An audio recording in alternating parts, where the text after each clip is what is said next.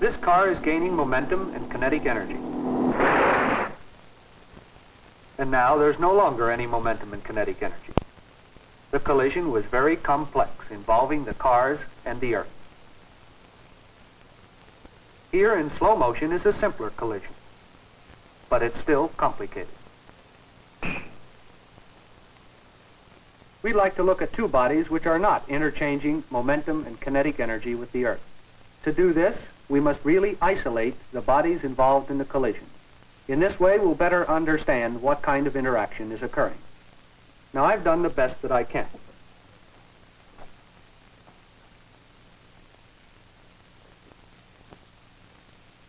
Let's look at some collisions in this isolated system where there are no forces to transfer momentum and kinetic energy to the table, and thus to the earth.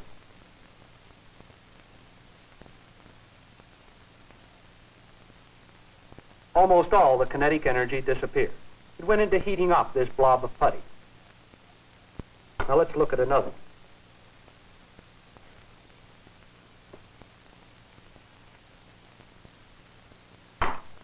Some of the kinetic energy disappeared, but you see them move away, so not all of it disappeared.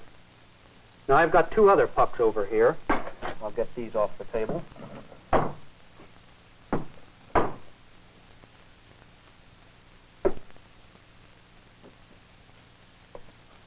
There's a magnet in each one of these.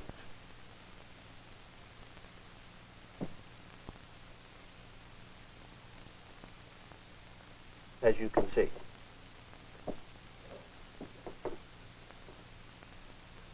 And if I push one of these pucks, it slows down and almost stops. And the other puck moves off with a velocity equal to the velocity this one had originally. The kinetic energy that this puck lost was all transferred to this one. In this collision, the kinetic energy after the collision was equal to the kinetic energy before. We call this kind of collision elastic. In the other two collisions we saw, kinetic energy was somehow spilled or lost during the transfer from one body to another. Those collisions we call inelastic. But in all these collisions, whether kinetic energy is lost or not, the total momentum of these pucks remains the same. Now, you already know about the conservation of momentum and the transfer of momentum from one body to another.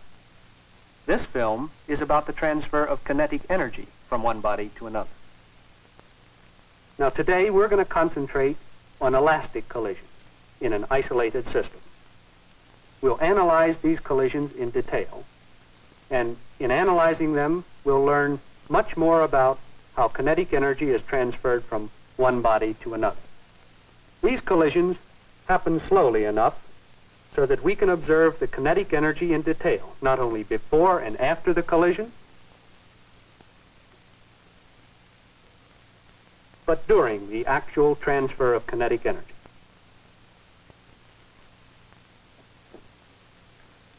Indeed, the conclusions we draw about the transfer of kinetic energy will lead us to another important physical concept. I'll compute the kinetic energy, 1/2 mv squared, of each of these pucks at various times during the collision. I filled these pucks with dry ice so they each have the same mass.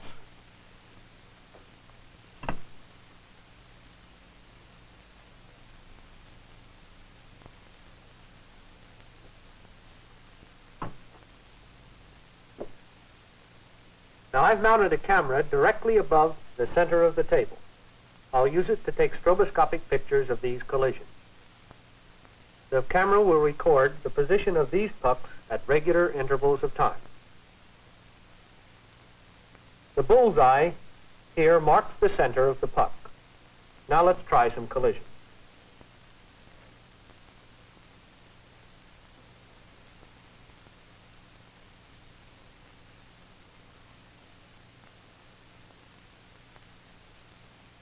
Now watch it from directly overhead. Let's look at that one again, and this time you'll see the strobe flash.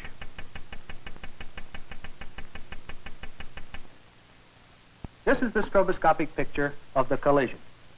At equal time intervals, the flashes recorded the position of the bullseye for each puck. giving us tracks like this.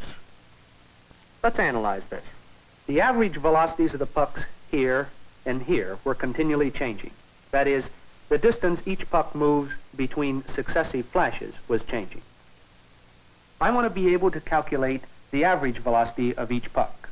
And for convenience, I'll measure the distance traveled by each puck in the time interval between successive two flashes. Over here, at the first flash, the puck was here. Then, two flashes later, it was here. I'll call this interval number 1. Then, two flashes later, the puck had moved to here. Interval number 2. 3. 18. And 19. Now, offhand, I don't know just during which time interval this second puck started to move. But I do know that at the last flash, the first puck was here, and the second here. So, this then is the 19th interval for the second puck, and the 18th, and the 17th, the 8th, and the 7th one is right here. Now, we can't make any measurements in here, but obviously the puck was moving probably in both the 5th and the 6th interval.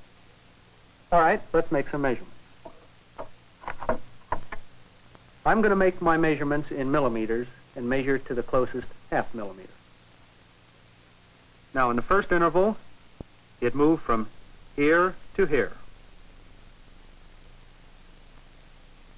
28.0.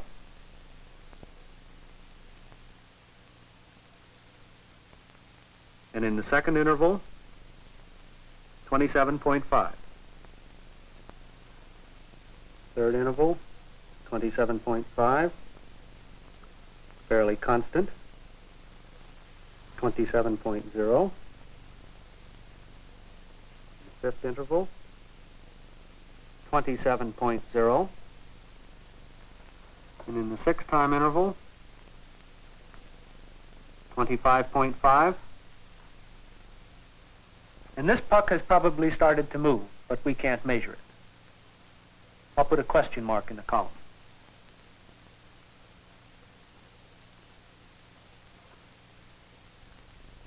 .23. And in this time interval, the second puck has moved a measurable amount. That's 5 millimeters. 23, 5.0. 19, and 10. And 22.5. Those last several readings were quite constant. So that's as far as we'll make measurements. Now, I have recorded all the distances moved by the pucks during the various time intervals. And now I must compute the kinetic energy for each puck. EK is equal to 1/2 mv squared. And the average velocity during each interval, delta D divided by delta T. The velocity squared is delta D squared divided by delta T squared. Now, the kinetic energy, 1/2 m delta D squared divided by delta T squared. The mass and the time interval is constant throughout the collision. So all of this is a constant. And we can write the kinetic energy, EK, is equal to a constant times delta D squared. Delta D is just what we have obtained from the photograph. If I square these numbers, I can use them as a measure of the kinetic energy. Delta D squared is proportional to the kinetic energy, and a variation of delta D squared will be the same relative variation as the kinetic energy. I'll use this relative measurement of energy in all my calculations. Now I'll add a column for the kinetic energy of each puck. EK1, EK2.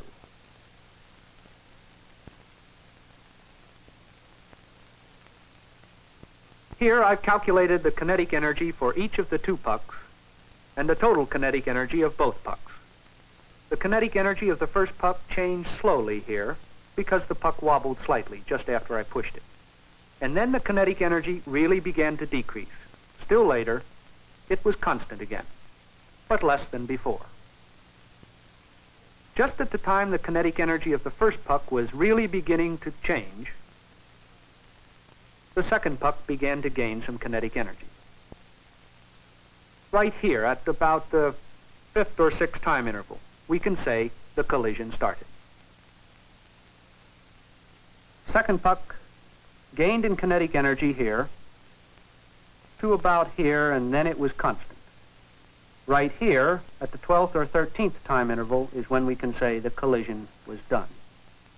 The kinetic energy of both pucks before the collision was constant, and after the collision was constant. Here, where I tabulated the total kinetic energy of both pucks, you see that kinetic energy after the collision was the same as before. So by only looking at the kinetic energy before and after the collision, we see that it is elastic. However, during the collision, the kinetic energy is less, even though it was all there after the collision. To get a better look at what's happening here, I've plotted the data on a graph.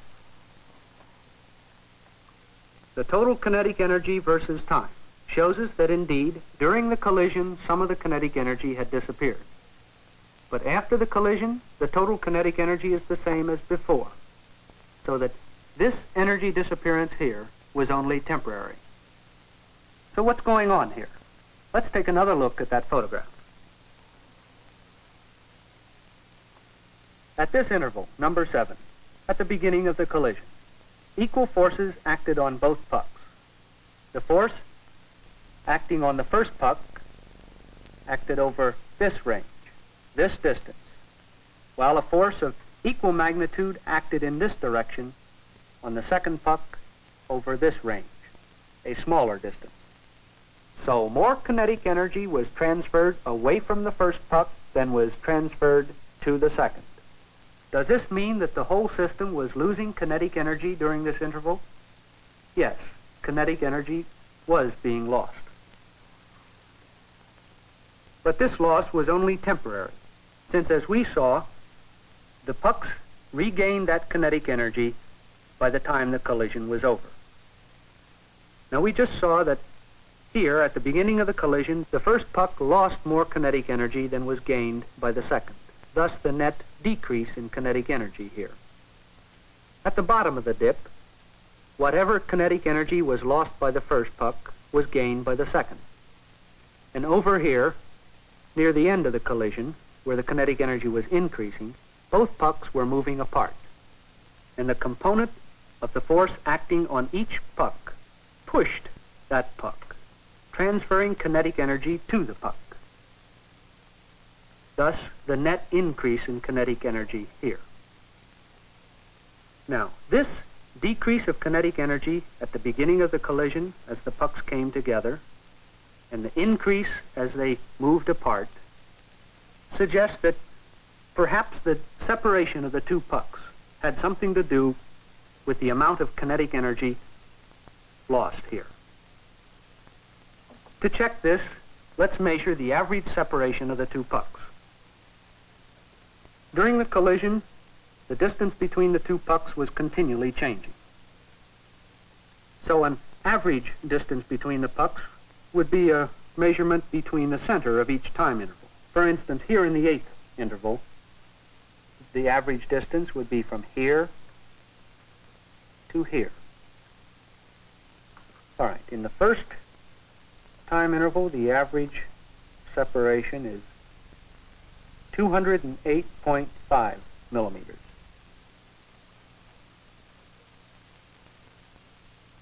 And in the second, 160, 180 millimeters. And the last is 228.5. Now, just by looking at this data, we can see that as the pucks got closer together, the energy decreased. As the pucks moved farther apart, the kinetic energy increased. And here, where the pucks were closest together, the total kinetic energy was the least. Once again, I've plotted this data. Here is the graphical representation of the total kinetic energy of the system versus the distance between the pucks. These dots mark the total kinetic energy of the pucks as they move together, and the circles, the total kinetic energy as they move apart. The graph is the same whether the pucks are coming together or moving apart.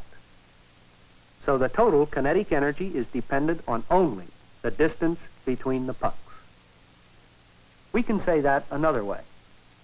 Out here, where the pucks are far apart, the total kinetic energy is this much. This is just the amount of kinetic energy I gave the first puck when I pushed it. As the pucks move closer together, some of the kinetic energy disappears. It is transferred into storage. This transfer of kinetic energy is caused by the forces acting on the pucks, transferring kinetic energy into storage as the pucks move closer together and transferring it out of storage as the pucks move farther apart. To make this clearer, I'm going to plot the stored energy versus the distance between the pucks. For instance, when the pucks are this far apart, the amount of energy stored is this. Or when the pucks are at this distance, the stored energy is that. And here is the graph of stored energy versus distance between the pucks. What this means is that the amount of energy stored when the pucks are just a distance s apart is the same whether the pucks are coming together or whether they're moving apart. Now, we've only looked at one collision. Does this relationship hold for all collisions of these pucks? Let's look at some other collisions. Here's an almost head-on collision of the magnet pucks. Now I push the puck faster. This time you see the strobe light flashing over a more glancing collision. This is the stroboscopic photograph of that last collision. We get the same kind of record of the position of these two pucks in this collision as we got in the last collision. I've already analyzed this collision and computed the total kinetic energy of these pucks versus their distance apart, and found from that the energy stored by these two pucks in this collision versus their distance apart. You remember in the first collision the curve of stored energy versus distance between the pucks. Now, for this collision, I've plotted that same data on a plastic overlay, and the coordinate system on this overlay is identical to that on the graph. The data for this collision of the magnet pucks lies right along this curve. Indeed, for all collisions of these two pucks that I've analyzed, I always get the same curve. In some cases, the pucks got closer together than in others. This just means the curve only went this far, or was extended out beyond this point.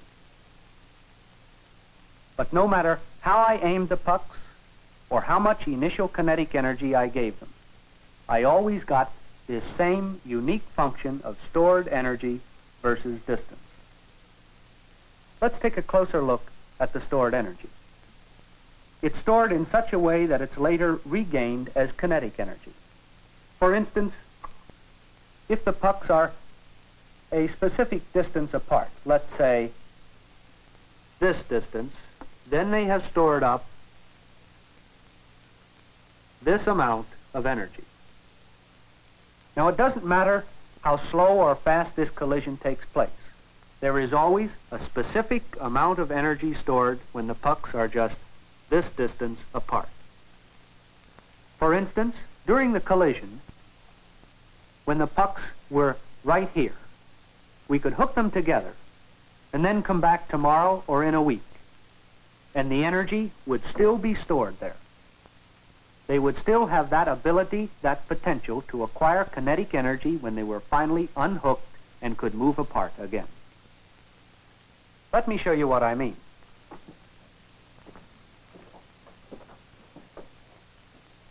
If I push these two pucks together and then release them, they fly apart.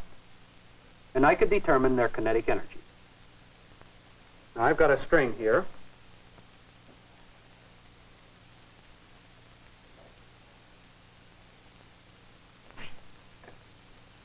That's pretty cold.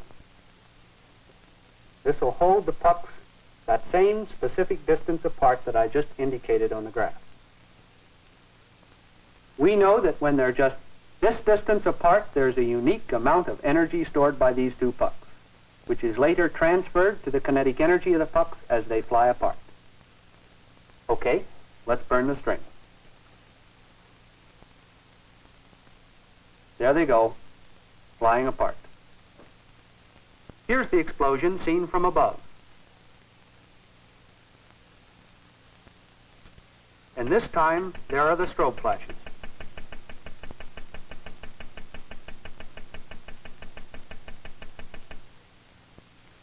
This is the stroboscopic photograph of that explosion. And I've recorded the same kind of data for the position of these pucks in this explosion as I have for the other collisions. These white streaks here are just the images of the burning fragments of string, or the match. Now, before the explosion, the pucks were just 56.5 millimeters apart. At that distance, they had no kinetic energy. Then I burned the string, and the pucks moved apart. The forces acting on them transferred kinetic energy to them. This kinetic energy that was transferred to the pucks had been stored in the system of the two pucks when they were just this far apart. We predicted that that amount of stored energy was just this much when the pucks were this far apart. Now I've computed the total kinetic energy of the pucks after they exploded and plotted this on a plastic overlay so that we could compare it to the energy stored.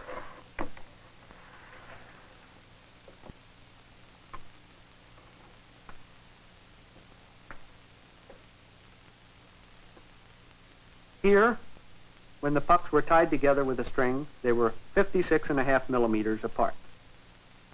Then, as they exploded, they moved farther apart, and the total kinetic energy they acquired, was this much. And it is the same as the energy that we predicted would be stored by the two pucks when they were just this distance apart. So it doesn't matter how we get the pucks to be just this far apart.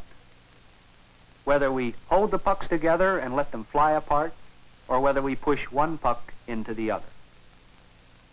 The amount of energy stored when the pucks are a specific distance apart is always the same. This kind of recoverable stored energy we call potential energy. Now, we've computed the potential energy here by measuring the amount of kinetic energy which disappears. There are other ways of doing this. If you knew how the force acting on the pucks varied with distance, you could compute the work, the energy transferred to the pucks. in pushing the pucks from way out here, where the force is negligible, into here. The energy transferred to the pucks by pushing them into this distance apart is just equal to the potential energy stored by the pucks when they are just this distance apart. Any time that kinetic energy can be transferred into storage and then back out again, the collision is an elastic one. We've examined several elastic collisions, and in each case we have found a unique relationship between the stored energy and the distance between the pucks.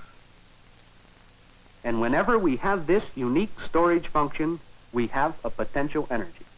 It is our definition of potential energy. Now, in these experiments, we have also seen that whenever the kinetic energy decreases by a certain amount, the potential energy increases by that same amount. So we can say something else about elastic collisions, that during the collision, the sum of the kinetic and potential energy remains the same. It is conserved. The sum of the kinetic and potential energy of a group of bodies is called its mechanical energy. In an elastic collision, we always get a unique energy storage function, and mechanical energy is conserved.